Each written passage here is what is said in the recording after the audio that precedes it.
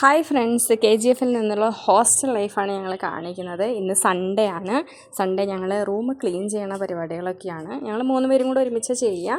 പക്ഷേ ഒരാളവിടെ കാലിന് വയ്യാണ്ട് കിടക്കണം. അപ്പം ഞാനും ആരതി എന്നാണ് പേര്, പക്ഷേ ഞങ്ങൾ വിളിക്കുന്ന അപ്പുക്കുട്ടനാണ്. അപ്പുക്കുട്ടനും കൂടെയാണ് ഇന്ന് ക്ലീനിങ് പരിപാടികളൊക്കെ ചെയ്യുന്നത്.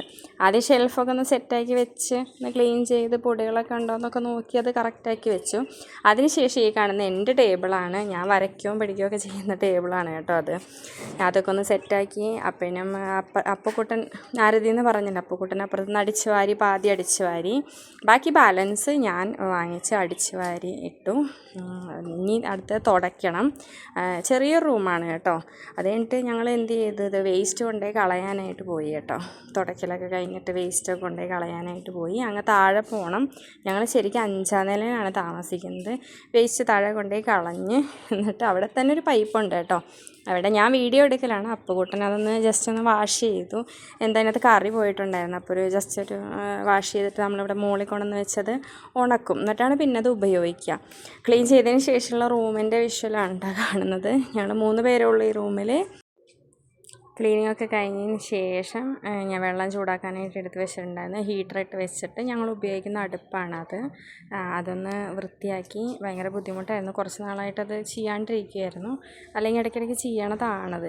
ഞങ്ങൾ 2 പേരും കൂടെ അത് ഉരച്ചുരച്ച് കുറേ സമയം എടുത്തിട്ട് അത് റെഡിയാക്കാനായിട്ട്. റെഡിയാക്കിയതിന് ശേഷമുള്ളതാണ്. മുഴുവൻ വൃത്തിയായിട്ടൊന്നുമില്ല. ഞാൻ താരന് വേണ്ടിയിട്ട് ഹോമിയോന്ന് വാങ്ങിച്ചിട്ടുള്ളതാണ് കേട്ടോ ഷാമ്പു. ഇത് കുറച്ച് നേരം തലയിലിട്ട് വെക്കണം, എന്നിട്ട് കുളിക്കാൻ പാടുള്ളൂ എന്നാണ് പറഞ്ഞിരിക്കുന്നത്. എന്നിട്ട് തലയിലൊക്കെ ഇട്ട് കുളിച്ച് വന്ന്. അപ്പോൾ എനിക്ക് ഭയങ്കര വിശന്നിട്ട് വയ്യായിരുന്നു. ഉച്ചയായിരുന്നു, ഭക്ഷണം കഴിക്കാനുള്ള സമയമായിരുന്നു. മെസ്സിൽ പോയിട്ട് വേണം കഴിക്കാനായിട്ട്. മെസ്സിലേക്ക് ഫോണൊന്നും അലൗഡ് അല്ല ഫുഡ് കാണിക്കാനായിട്ട്. അങ്ങനത്തെ ഒരു ബുദ്ധിമുട്ടുണ്ട്.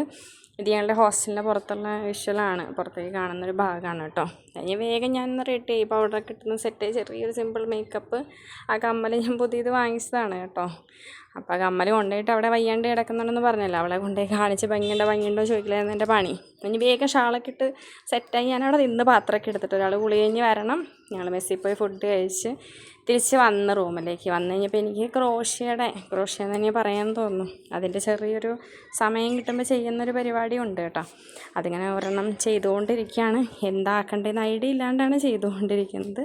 അപ്പോൾ ഓക്കെ ഫ്രണ്ട്സ്, ബൈ.